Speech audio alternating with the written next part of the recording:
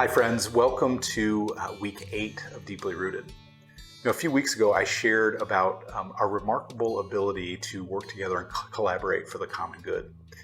This is a trait that has not only helped us survive difficult times, but it's also been a part of the reason we are able to live in meaningful and loving ways with the people around us.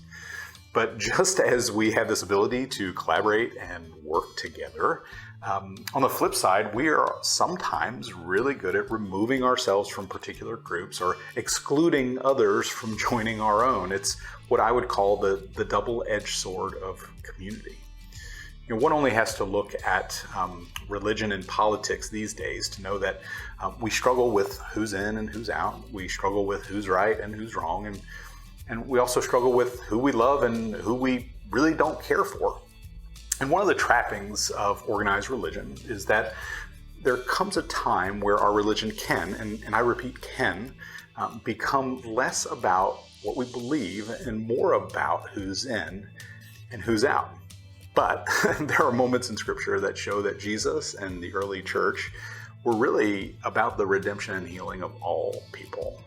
There are also moments in Scripture where Jesus and the early church acted in ways that removed barriers that we often hold on to as part of our collective identity.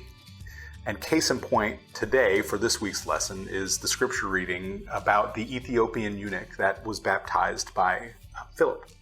Now, before we dig into this any further, much of this week's lesson was inspired by Reverend Tyler Sitt, who wrote a book called Staying Awake, The Gospel for Changemakers, and it is such a fantastic book. And just so you know, we have linked the book in this week's guide. If you're interested in reading it and checking it out, I would strongly encourage you to do that. And so for this story, Scripture tells us that the eunuch had gone to Jerusalem to worship. But what it doesn't tell us is that eunuchs were not allowed to go into the temple due to the rules about who was allowed to enter, and eunuchs were not allowed in the temple. So imagine what it might have been like to travel a long distance on a chariot, no less, just to be turned away. Imagine wanting to commune with God, but because of who you are, you're not welcome. I can imagine that would be hard for any of us to bear. But the Holy Spirit moved Philip. The Holy Spirit moved Philip into this holy encounter with the Ethiopian to teach them the Scriptures and to baptize them despite having earlier been cast aside at the temple. And so, friends, this story teaches us many things, but it also reveals a pretty consistent pattern, a pattern that shows that Jesus was for all people, not just for certain people.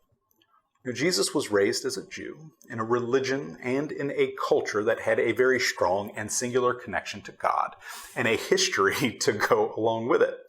In fact, everyone else who wasn't part of Jesus' tribe of the day was called a Gentile. But Jesus implored his disciples to share the good news to every place. And the Holy Spirit moved the church to do the same. Jesus himself went to places he shouldn't have gone as an observant Jew and as a rabbi, as a teacher of the law.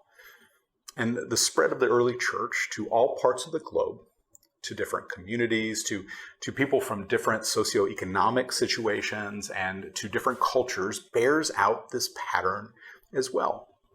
And this pattern that I'm describing reveals to us a few things. First, that there's a sense that all people yearn and need God, even people that are different from us. And second, and maybe more importantly, that all people should be afforded the opportunity for grace, for a relationship with Christ and all the healing, forgiveness, and mercy that comes along with it. That's why Jesus befriended the sinners of his day. That's why Jesus saw enemies as friends. He saw peacemakers as blessed. And that's why the Spirit of God moved Philip to baptize the eunuch on the road. And it's also why God would give his only Son so that we may all live in a new and life-giving way. Jesus' life and ministry was meant for all people, especially for those who were seen as other, those who were marginalized, those who weren't in the tribe, or those who had been cast aside by the prevailing culture of the day. And if our hearts are going to be rooted in the heart of Christ, if that's where we want our hearts to be, then we are called to have a heart for all people, to cast aside our differences and embrace a more loving way to see the world. Christ didn't come so that a select few of people can be saved. God's love and grace is just way too big for such a small group of people. Who do we think we are that we can choose whose lives God will enter into and transform? God entered the eunuch's life despite the fact that they were unable to enter the temple. Jesus taught his disciples to follow him and share the good news to all the nations. He empowered the church through the Holy Spirit to bring love to every corner of the world because there isn't a soul not worth saving. And it seems to me that we can go through our lives with a barrier-breaking view of Christ's mission and our role in it, or we can seek to maintain our preconceived notions about who's in and who's out and what we believe and how other people are wrong and we're right.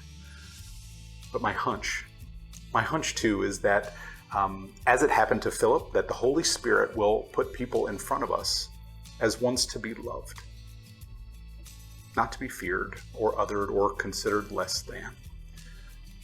I think the Holy Spirit will put people in our lives to be loved with the love of Christ that lives in and through us.